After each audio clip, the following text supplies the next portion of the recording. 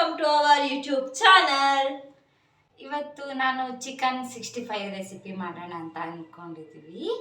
ಏನೇನು ಇಂಗ್ರೀಡಿಯೆಂಟ್ ಬೇಕು ಅಂದರೆ, ಮೊದಲಿಗೆ ಒಂದು 100 ಗ್ರಾಮ್ ಚಿಕನ್ ತೊಗೊಂಡಿದ್ದೀನಿ, ಒಂದೆರಡು ಚಮಚ ಮೊಸರು ತೊಗೊಂಡಿದ್ದೀನಿ, ಪೆಪ್ಪರ್ ಪುಡಿ, ಟೊಮೆಟೊ ಸಾಸ್, ಕರ್ರಿ ಲೀವ್ಸ್, ಶುಂಠಿ ಬೆಳ್ಳುಳ್ಳಿ ಪೇಸ್ಟ್, ಧನಿಯಾ ಪೌಡರ್, ಒಂದು ಎಗ್ ತಗೊಂಡಿದ್ದೇನೆ, garam masala, chilli powder, salt.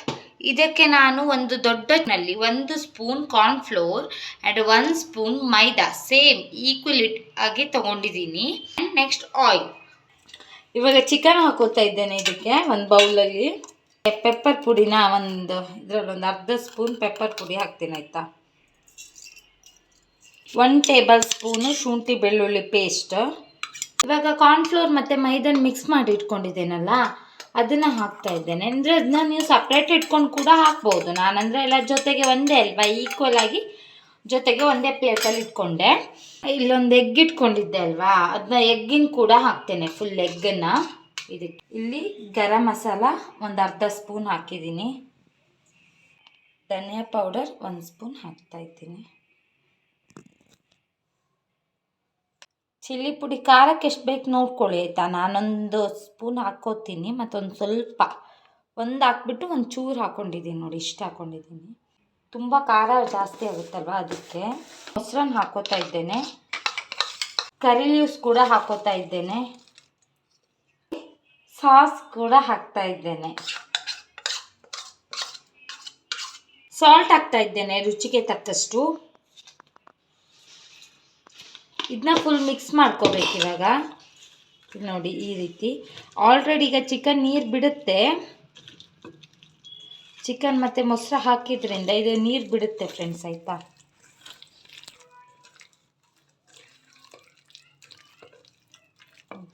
ಇದಕ್ಕೆ ಚಿಕನ್ ಮಸಾಲ ಕೂಡ ಆ್ಯಡ್ ಮಾಡ್ಬೋದು ಕಲರ್ಸ್ ಬೇಕಂದರೆ. ಇದನ್ನು ಒಂದು 10 ಮಿನಿಟ್ಸ್ ಬಿಡೋಣ. ಚಿಕನ್ ಮ್ಯಾರಿನೇಟ್ ಮಾಡಿದ್ದೀನಿ ನಾನು. ಇವಾಗ ನಾನು ಅದನ್ನ ಕಡಾಯಲ್ಲಿ ಆಯಿಲ್ ಹಾಕಿದ್ದೇನೆ, ಅದರಲ್ಲಿ ಫ್ರೈ ಮಾಡುವ, ಆಯಿತಾ. ಹೀಗೆ ಆಯಿಲಲ್ಲಿ ಬಿಟ್ಕೊಳ್ಳಿ. ಹೇಗೆ ನೀವು ಕಬಾಬ್ ಮಾಡ್ತೀರಲ್ಲ ಹಾಗೆ ಆಯಿಲಲ್ಲಿ ಬಿಟ್ಕೊಂಡು ಇದು ಬೇಯಬೇಕು ಚಿಕನ್. ಇವಾಗ ಇಷ್ಟಿಷ್ಟೇ ಚಿಕನ್ ಹಾಕೊಂಡು ನಾನು ಬೇಯಿಸ್ತೇನೆ. ಬೆಂದ ತಕ್ಷಣ ಹೇಗಾಗುತ್ತೆ ಅಂತ ತೋರಿಸ್ತೇನೆ. ಚಿಕನ್ 65 ರೆಡಿ ಆಗಿದೆ ಫ್ರೆಂಡ್ಸ್. ಸ್ವಲ್ಪ ಅಡ್ಜಸ್ಟ್ ಮಾಡಿ, ನಮ್ಗೆ ಸ್ವಲ್ಪ ರಿಂಗ್ ಲೈಟ್ ಏನೋ ಪ್ರಾಬ್ಲಮ್ ಆಗಿದೆ, ಸೊ ನಿಮಗೆ ಏನು ಹೇಳೋದು, ಕ್ಲಾರಿಟಿ ಕಾಣಿಸ್ತಾ ಇಲ್ಲ ಕ್ಯಾಮರಾದಲ್ಲಿ. ಸ್ವಲ್ಪ ಅಡ್ಜಸ್ಟ್ ಮಾಡಿ. I am very sorry for that. Taste ಮಾಡುವ.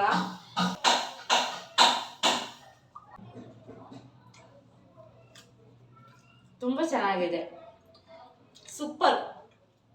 ಗೊತ್ತಾ, ನಾವು ಮನೇಲಿ ಫುಡ್ ಕಲರ್ ಏನು ಯೂಸ್ ಮಾಡಲಿಲ್ಲ, ಹೆಲ್ದಿಯಲ್ಲೇ ಮಾಡಿದ್ದೀವಿ. ಮತ್ತೆ ನಮ್ಮ ಕಾನ್ಸೆಪ್ಟ್ ಹೇಗಂತ ಹೇಳಿದ್ರೆ, less ingredient, tasty food and healthy food ಥರ. ಅಂದರೆ ಯಾಕಂದರೆ ಕೆಲವರೆಲ್ಲ ತುಂಬ ಇಂಗ್ರೀಡಿಯೆಂಟ್ ಹಾಕ್ತಾರೆ, ನಾವು ಅಷ್ಟೆಲ್ಲ ಹಾಕಲ್ಲ. ಸ್ವಲ್ಪ ಸಿಂಪಲ್ ಆಗಲಿ, ನೀವು ಮನೇಲೇ ಇದನ್ನ ಟ್ರೈ ಮಾಡ್ಬೋದು. ಸುಮ್ಮನೆ ರೆಸ್ಟೋರೆಂಟಿಗೆಲ್ಲ ಸುಮ್ಮನೆ ಅನ್ನೆಸೆಸರಿ ಆಗಿ ಆರ್ಡ್ರ್ ಮಾಡೋದಾಗಲಿ, ಅಥವಾ ರೆಸ್ಟೋರೆಂಟಿಗೆ ಹೋಗಿ ಚಿಕನ್ 65ನ ತಿನ್ನೋದು ಬದಲಿಗೆ ಮನೇಲೇ ಅದೇ ಟೇಸ್ಟ್ ಬರುತ್ತೆ. ಇನ್ನು ಫುಡ್ ಕಲರ್ ಹಾಕಿದರೆ ಇನ್ನು ಕಲರ್ ತುಂಬ ರೆಡ್ ಆಗಿರುತ್ತೆ, ಬಟ್ ನಾವು ಫುಡ್ ಕಲರ್ ಹಾಕಿಲ್ಲ, ಸೊ ಸ್ವಲ್ಪ ಕಬಾಬಿದ ಕಲರೇ ಬಂದಿದೆ, ಸ್ವಲ್ಪ ಬ್ರೌನಿಶ್ ಬಂದಿದೆ. ಮತ್ತೆ ಏನು ಗೊತ್ತಾ ಫ್ರೆಂಡ್ಸ್, ಸೋಯಾ ಸಾಸು ಹಾಕ್ಬೋದು, ನೀವು ಕೆಚಪ್ ಎರಡೂ ಹಾಕಿ, ಓಕೆನಾ, ಪರವಾಗಿಲ್ಲ. ನೀವು ಸೋಯಾ ಸಾಸ್ ಹಾಕಿದ್ರು ಕೂಡ ಚೆನ್ನಾಗಾಗುತ್ತೆ, ಏನು ಪ್ರಾಬ್ಲಮ್ ಇಲ್ಲ. ಫುಡ್ ಕಲರು ನಿಮ್ಮ ಇಷ್ಟ, ನಾನು ಹಾಕಲ್ಲ, ಆಯ್ತಾ. ಕಲರು ಇಂಪಾರ್ಟೆಂಟ್ ಅಲ್ಲ, ಟೇಸ್ಟಿ ಇಂಪಾರ್ಟೆಂಟ್ ಅಲ್ಲ ನಮ್ಮ ಥೀಮ್. ಸೊ ಇವಾಗ ಇದು ತುಂಬ ಟೇಸ್ಟಿಯಾಗಿ ಬಂದಿದೆ. ಬ್ಯಾಚುಲರ್ಸ್ ಕೂಡ ಮಾಡ್ಬೋದು, ಈಗ ಸಂಡೆ ಎಲ್ಲ ರಜೆ ಇದ್ದಾಗೆಲ್ಲ ಮಾಡ್ಕೋಬಹುದು. ನಿಮ್ಗೆ ಈ ವಿಡಿಯೋ ಇಷ್ಟ ಆಗಿದೆ ಅಂತ ಅನ್ಕೊಂತೀನಿ.